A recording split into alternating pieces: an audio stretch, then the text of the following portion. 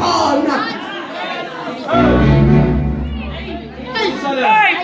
Abantu besifazane lokhu kwagcina ngalaba bagijima belele koDombasi baphakazona ngalesi sikhathi asingeke sikhona singabe sifazane bakhona uNkulunkulu kingoba nibona ukuthi ubani oshilo uma ngabe kwenzile into 19 years noma ku15 years angakwenza kasi ungaqoba qobe kodwa bangavuka abantu besifazane bangavuka inandla abantu besifazane bahambe phambili amadoda esemuva sithi enough is enough thina ngaphendula esemazulwini inkinga simfuna uYehova futhi Janet ihamba kahle kwami naye nomama wakhe wathi ihamba kahle